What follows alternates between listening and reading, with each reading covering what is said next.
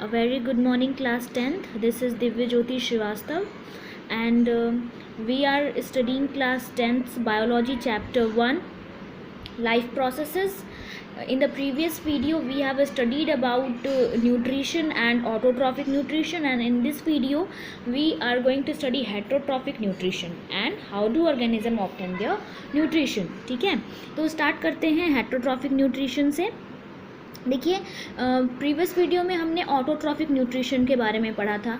Autotrophs क्या होते हैं? जो अपने खाना खुद बनाते हैं, ठीक है, और ये क्या करते हैं? बाहर से सब्सटेंसेस को लेकर अंदर क्या करते हैं? स्टोर्ड फॉर्म में एनर्जी क्रिएट करते हैं, ठीक है. तो अब हेटरोट्रॉफिक क्या होता है? देखिए, दिया हुआ है, this form of nutrition differs depending on the type and availability of food material as well as how it is obtained, ठीक है. फूड रिसोर्स में भी स्टेशनरी और मोबाइल.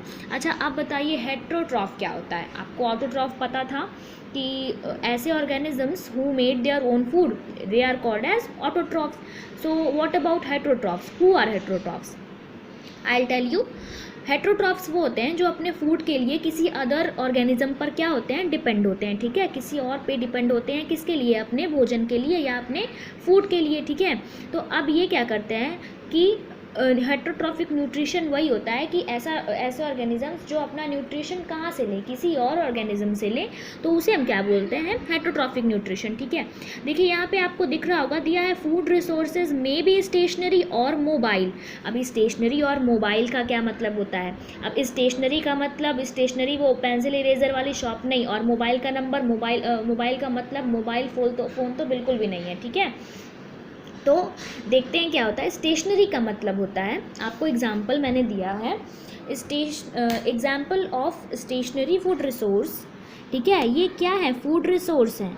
स्टेशनरी का मतलब होता है ऐसा फूड रिसोर्स जो एक जगह पर रुका हुआ हो, ठीक है. और मोबाइल फूड रिसोर्स का मतलब वो होता है जो एक जगह से दूसरी जगह पर क्या करता है? लोकोमोशन करता है, ठीक है. तो देखिए, ग्रास, ठीक है, example of stationary food resource, जो रुका हुआ. तो ग्रास मतलब घास, ठीक है. तो एक बात बताइए, क्या घास को कभी चलते फिरते देखा है क्या? क्या घास अपने मन से एक जगह से दूसरी जगह पर जा सकता है क्या? नहीं ना. तो ग्रास क्या होता है? स्टेशनरी फूड रिसोर्स है. किसका न्यूट्रिटिव एजेंट है? काउस के लिए, और बहुत सारे एनिमल्स हैं, गोट है और भी कई सारे एनिमल हैं जो ग्रास से न्यूट्रिशन लेते हैं अपना. एम आई राइट और नॉट? Am I right? उसके बाद देखते हैं example of mobile food resource. अब मोबाइल फूड रिसोर्स का एग्जाम्पल क्या ले लेते हैं? डियर. डियर मतलब हिरन, ठीक है. हिरन किसका न्यूट्रिटिव एजेंट है? किसको न्यूट्रिशन देता है? लॉयंस को, और भी कई सारे जो कार्निवरस एनिमल्स हैं आपके, उनका न्यूट्रिटिव एजेंट है कौन? डियर. तो आई होप कि अब आपको stationary and mobile food resource समझ में आ गया होगा, ठीक है. तो अब देखते हैं, some other organism derive nutrition from plants and animals without killing them, ठीक है. कह रहा है कि कुछ जीव या कुछ ऑर्गेनिजम्स ऐसे होते हैं जो अपना न्यूट्रिशन किससे लेते हैं? दूसरे प्लांट्स और एनिमल से लेते हैं, लेकिन उन्हें बिना मारे. अब ये बताओ भाई, अगर लॉयन डियर से अपना न्यूट्रिशन लेगा तो बिना मारे तो नहीं लेगा ना, वो तो मार के ही लेगा, ठीक है. लेकिन अब ऐसे कौन से ऑर्गेनिजम्स होते हैं, ठीक है. तो कौन से ऑर्गेनिजम्स होते हैं? लाइस का नाम सुना है? नहीं सुना है. जुएं का नाम सुना है? बिल्कुल सुना है, ठीक है. तो जो जुएं होते हैं उनको ही हम क्या कहते हैं? लाइस कहते हैं. आप ये बताइए, लाइस किसके सर पे रहते हैं? ह्यूमन बींग्स के सर पे रहते हैं, ठीक है. तो उससे न्यूट्रिशन लेते हैं ना, लेकिन क्या उनको मार देते हैं? क्या जिनके बाल में जुएं होते हैं वो लोग मर जाते हैं? नहीं ना. लेकिन जुएं, लाइस अपना न्यूट्रिशन ले लेते हैं ना. तो वही कह रहा है कि some other organism derive nutrition from plant and animal without killing them, ठीक है. अब मैंने कल आपको बताया था कि न्यूट्रिशन तो सबको चाहिए, ठीक है, लेकिन न्यूट्रिशन लेने का सबका अपना वे जो होता है वो अलग अलग होता है. तो आज हमको क्या पढ़ना है कि न्यूट्रिशन कौन किस तरीके से लेता है, ठीक है. तो पढ़ते हैं. In single celled organism the food may be taken in by entire surface, but as the complexity of organism increases different parts become specialize to perform different function. देखिए, जो सिंगल सेल ऑर्गेनिज्म होते हैं, अब single cell organism कौन होते हैं? ये तो आपको बहुत अच्छे से पता होगा. 9th क्लास में आपने बहुत अच्छे से पढ़ा है कि सिंगल सेल ऑर्गेनिज्म क्या होते हैं. जिनके अंदर केवल एक सेल पाई जाती है, ठीक है. तो सिंगल सेल जो ऑर्गेनिज्म होते हैं वो अपना फूड कैसे लेते हैं, अपने सरफेस से लेते हैं, ठीक है, एंटायर सरफेस से। लेकिन कभी कभी जब उनकी कॉम्प्लेक्सिटी अधिक हो जाती है तो वो क्या करते हैं, एक स्पेशलाइज्ड पार्ट को, ठीक है, क्या करते हैं, डिफ्रेंशिएट करते हैं, डिराइव करते हैं एक पार्ट को अपना फंक्शन परफॉर्म करने के लिए। एग्जाम्पल क्या है, अमीबा। अमीबा आपने देखा है, आज मैं आपको फिगर दिखाऊंगी। देखिए, amoeba takes in food using temporary finger like extension of cell surface which fuse over the food particle forming a food vacuole. Amoeba क्या करता है, अपने पैर निकाल लेता है। पैर निकालना मतलब ऐसे हमारी तरह पैर नहीं निकालता है, ठीक है, वो एक बॉडी लाइक, एक फिंगर लाइक स्ट्रक्चर निकालता है, कि फिंगर लाइक स्ट्रक्चर अपना बनाता है, ठीक है, और उससे क्या करता है, फूड लेता है, न्यूट्रिशन लेता है, ठीक है। देखिए फिगर आपके एनसीईआरटी के पेज नंबर 98 पे फिगर नंबर 65 है, लेकिन मैं आपको फिगर दिखा देती हूँ और मैं समझाती हूँ कि अमीबा अपना न्यूट्रिशन कैसे लेता है। देखिए ये अमीबा का फिगर है, ठीक है। अब देखिए ये अमीबा का स्ट्रक्चर है, ये उसका क्या है, न्यूक्लियस है, ये एक फूड पार्टिकल है, ठीक है। ये अमीबा के बॉडी का पार्ट नहीं है, ये फूड पार्टिकल है, आपको दिख रहा है। तो अब क्या होता है कि देखिए यहाँ पे कि ये अमीबा क्या निकाल रहा है, ऐसे ये स्ट्रक्चर निकाल रहा है, ठीक है, दिख रहा है आपको। देखिए ये इस तरह से स्ट्रक्चर निकाल रहा है ना, इसका क्या नाम दिया, सूडोपोडिया। सूडोपोडिया क्या मतलब, अमीबा के जो फिंगर लाइक, पैर लाइक स्ट्रक्चर होते हैं उनको क्या बोलते हैं, सूडोपोडिया बोलते हैं, ठीक है। अब यहाँ पे फूड वैक्यूल, ये जो पैर निकाल रहा है उससे क्या कर रहा है, फूड पार्टिकल को अपने पास ले रहा है, ठीक है, और कहाँ पे चला जा रहा है, फूड वैक्यूल में चला जा रहा है। फूड वैक्यूल का क्या काम होता है, आपने क्लास 9 में जब चैप्टर सेल पढ़ा था तो सेल में आपको बताया गया था कि वैक्यूल का क्या काम होता है, ठीक है। तो फूड पार्टिकल इसने ले लिया फूड वैक्यूल में, और अब फूड पार्टिकल कहाँ है, अमीबा के अंदर है, ठीक है। तो फूड का जो न्यूट्रिशन है अब किसको मिल रहा होगा, अमीबा को मिल रहा होगा, ठीक है। तो अब अगर कोई आपको पूछे कि अमीबा का जो एक स्पेशलाइज्ड ऑर्गन होता है फूड न्यूट्रिशन लेने के लिए, उसे क्या बोलते हैं, स्यूडोपोडिया बोलते हैं, अंडरस्टैंड। चलिए अब हमारा नेक्स्ट टॉपिक हम पढ़ते हैं, nutrition in human beings. Human beings में न्यूट्रिशन कैसे जाता है, ठीक है। तो देखिए दिया है, the alimentary canal is basically a long tube extending from the mouth to the anus. देखिए किसी भी ह्यूमन के मुंह से लेकर, माउथ से लेके एनस तक के पार्ट को हम क्या कहते हैं, एलिमेंट्री कैनाल कहते हैं। देखिए अब मैं आपको एक होमवर्क भी देती हूँ, ठीक है। एलिमेंट्री कैनाल का दूसरा नाम क्या है, which is not given in your book, ठीक है, आपकी बुक में नहीं दिया है, लेकिन ये आपका काम है कि आप सर्च करिए, आप खोजिए कि एलिमेंट्री कैनाल का दूसरा नाम क्या है, और जैसे ही आपको पता चलता है आप तुरंत कमेंट सेक्शन में उसको कमेंट करिए, ठीक है। इससे मुझे ये भी पता चलता रहेगा कि मेरे वीडियोस को लेके आप कितना एक्टिव हैं, ठीक है। तो देखिए एलिमेंट्री कैनाल हम जान गए कि माउथ से लेके एनस तक के पार्ट को क्या कहते हैं, एलिमेंट्री कैनाल कहते हैं। अब देखिए जब हम खाना खाते हैं तो न्यूट्रिशन लगता कैसे है बॉडी को, न्यूट्रिशन कैसे मिलता है बॉडी को।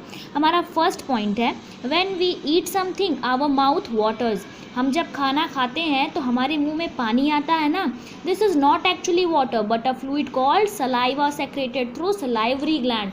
वो क्या होता है, सलाइवा होता है, ठीक है, लार होती है, ठीक है। और सलाइवा को कौन सिक्रीट करता है, सलाइवरी ग्लैंड सिक्रीट करता है, ठीक है। लार ग्रंथियाँ जो होती हैं वो सिक्रीट करती हैं। The saliva contains an enzyme called salivary amylase, ठीक है। सलाइवा जो होता है वो एक एंजाइम कंटेन करता है जिसे हम क्या कहते हैं, सलाइवरी अमाइलेज कहते हैं। और आपको मैं एक चीज़ बता दूं, सलाइवरी अमाइलेज जो होता है वो एक तरह से बैक्टीरिया को मारने का भी काम करता है, ठीक है। That breaks down starch which is a complex molecule to give simple sugar। Salivary amylase क्या काम करता है कि कॉम्प्लेक्स मॉलिक्यूल को सिंपल शुगर में चेंज करने का भी काम करता है। उसके बाद देखते हैं क्या होता है, from the mouth the food is taken to the stomach through food pipe और ओइसोफेगस, ठीक है। अब खाना हमने मुंह में रखा, ठीक है, उसके बाद वहाँ पे सलाइवा बन रहा है, आप चीविंग कर रहे हैं, फिर खाना कहाँ, फूड पाइप या ओइसोफेगस में होते हुए कहाँ आएगा, स्टमक में आएगा। The stomach is a large organ which expand when food enters. और जब फूड आपके स्टमक में आता है तो आपका स्टमक क्या होता है, एनलार्ज इनलार्ज होता है, बढ़ जाता है, ठीक है। The digestion in stomach is taken care of by the gastric gland present in the wall of the stomach, ठीक है। और वहाँ पे डाइजेशन की प्रोसेस का ख्याल कौन रखता है? गैस्ट्रिक ग्लैंड्स रखते हैं, जो कहाँ पे प्रेजेंट होते हैं? स्टमक के वॉल पे, यानी स्टमक की दीवार पे प्रेजेंट होते हैं। और वो क्या रिलीज़ करते हैं? Hydrochloric acid, protein digesting enzyme, जिसको हम क्या कहते हैं? Pepsin and mucus. फिर से कौन सा आपसे क्वेश्चन पूछा जा सकता है कि विच acid do you find inside the stomach? तो कौन सा एसिड? हाइड्रोक्लोरिक एसिड, ठीक है। अब ये जो गैस्ट्रिक ग्लैंड्स हैं वो क्या क्या सिक्रीट करते हैं, क्या क्या रिलीज़ करते हैं? HCl यानी हाइड्रोक्लोरिक एसिड और प्रोटीन डाइजेस्टिंग एंजाइम, जिन्हें हम क्या कहते हैं? पेप्सिन और म्यूकस कहते हैं। अब देखते हैं म्यूकस का काम क्या होता है। The mucus protect the inner lining of the stomach from the action of the acid under normal condition। Mucus का क्या काम होता है कि वो स्टमक की इनर लाइनिंग को एसिड ज़्यादा होने से कंट्रोल करता है, ठीक है। एसिड को एक्ट करने से कंट्रोल, एसिडिटी का नाम सुना है, उसको कौन रोकता है? म्यूकस प्रोटेक्ट करता है उससे, ठीक है। अब देखिए अभी खाना कहाँ पे है? खाना कहाँ तक पहुँच गया है? खाना पेट तक पहुँच चुका है। अब पेट के बाद कहाँ जाना है खाने को? From the stomach the food enters in small intestine. और पेट से होता हुआ खाना कहाँ जाएगा? छोटी आंत में आएगा, ठीक है। अब स्मॉल इंटेस्टाइन में यहाँ पे कुछ लिखा हुआ है, आपको दिख रहा है? Longest part of the elementary कनाल। आपका जो स्मॉल इंटेस्टाइन होता है वो आपकी एलिमेंट्री कनाल का क्या होता है? सबसे बड़ा पार्ट होता है, ठीक है। उसके बाद देखते हैं, अब खाना यहाँ पहुँच के, स्मॉल इंटेस्टाइन में पहुँच के डाइजेस्ट हो चुका है, ठीक है। तो अब digested food is taken up by the walls of intestine. The inner lining of small intestine has numerous finger like projection called villi which increase the surface area for absorption. अब intestine की जो walls होती है ना, उसमें कई सारे finger like यानी उंगलियों के तरह के स्ट्रक्चर होते हैं, जिसको क्या बोलते हैं? विलाई बोलते हैं। और विलाई का काम क्या होता है? अब्जॉर्प्शन के लिए सरफेस एरिया बढ़ाने का। अब अब्जॉर्प्शन किस चीज़ का अब्जॉर्प्शन? न्यूट्रिशन का अब्जॉर्प्शन, ठीक है। The unabsorbed food is sent into large intestine where it will absorb more water from this material. The rest of material is removed from the body via anus। अब देखिए क्या होता है, small intestine में ही क्या होता है? फूड का जितना न्यूट्रिशन होता है वहाँ पर ऑब्जॉर्ब कर लिया जाता है, और जो बचा हुआ मटेरियल होता है, भाई जाहिर सी बात है, आप फूड खाते हो, फूड लेते हो, तो उसमें कुछ वेस्ट मटेरियल भी तो होता है ना। फिर वो वेस्ट मटेरियल कहाँ आता है? लार्ज इंटेस्टाइन में। लार्ज इंटेस्टाइन भी उससे जितना वाटर अब्जॉर्ब कर सकता है कर लेता है, ठीक है। और फिर जो बचा हुआ मटेरियल होता है, ठीक है, जो वेस्ट मटेरियल लास्ट में बचता है, वो क्या हो जाता है? बॉडी के बाहर आ जाता है वाई एनस। एनस के थ्रू हमारी बॉडी से बाहर आ जाता है, ठीक है। देखिए ये आपके एलिमेंट्री कनाल का फिगर है, ठीक है। आप देख सकते हैं कि जो आपका ये आपका माउथ पोर्शन है, ये आपका एलिमेंट्री कनाल है, पूरा माउथ से लेके ये एनस तक का पार्ट है, ठीक है। अब देखिए पहले फूड कहाँ जाता है? माउथ में आता है, यहाँ पे सलाइवा फॉर्म होती है। उसके बाद ये देखिए एसोफेगस या फूड पाइप, ठीक है, इसी को मैंने बताया था, फूड पाइप या एसोफेगस। खाना यहाँ से होते हुए कहाँ पे आता है? स्टमक में, पेट के एरिए में आता है, ठीक है। अब यहाँ पे क्या होता है कि खाने के हिसाब से हमारा पेट क्या होता है? एक्सपैंड हो जाता है, ठीक है। उसके बाद फिर यहाँ से होते होते खाना कहाँ जाता है? स्मॉल इंटेस्टाइन में जाता है, ठीक है। स्मॉल इंटेस्टाइन में यहाँ पे फिंगर लाइक प्रोजेक्शंस होती हैं, फिंगर जिसको हम विलाई कहते हैं। विलाई सारा न्यूट्रिशन अब्जॉर्ब कर लेता है, और उसके बाद बचा हुआ मटेरियल कहाँ जाता है? लार्ज इंटेस्टाइन में जाता है, ठीक है। अब लार्ज इंटेस्टाइन जो बचा कुचा वाटर होता है वो भी अब्जॉर्ब करके खाने को, जो वेस्ट मटेरियल होता है वो एनस के थ्रू बाहर निकाल देता है, ठीक है। तो अब आपने एलिमेंट्री कनाल का फिगर देख लिया। अगर अब फिर आपसे कोई पूछे कि एलिमेंट्री कनाल का सबसे बड़ा ऑर्गन कौन सा है या सबसे बड़ा पार्ट कौन सा है, तो what you will answer? You will have to answer small intestine. तो देखिए यहाँ तक देख के हमने न्यूट्रिशन अपना ख़त्म कर लिया है, ठीक है। अब देखिए नोट्स आपको बनाते रहना है। ये जो मटेरियल आपको दिख रहा है सेम ऐसे ही आपको अपने नोट्स बनाने हैं, ठीक है। काफ़ी इजी लैंग्वेज में ही लिखा है, आपको कोई इशू नहीं आएंगे। आपको ऐसे ही अपनी नोट्स बनानी है, आप नोट्स बनाते रहिए। अगर आपको कोई इशू आता है, कोई डाउट्स आते हैं तो आप कमेंट सेक्शन में कमेंट करके पूछ सकते हैं। क्वेश्चन आंसर्स जो हैं वो आपको ऋषिकुल विद्यापीठ के ऐप में मिल जाएंगे। आप अपने पासवर्ड का यूज़ करके लॉगिन करके वहाँ से क्वेश्चन आंसर ले सकते हैं, बहुत जल्दी मिल जाएंगे। चैप्टर, हाँ लेकिन क्वेश्चन आंसर्स चैप्टर ख़त्म होने के बाद ही आपको मिलेंगे, ठीक है। Till then have a nice day, stay blessed.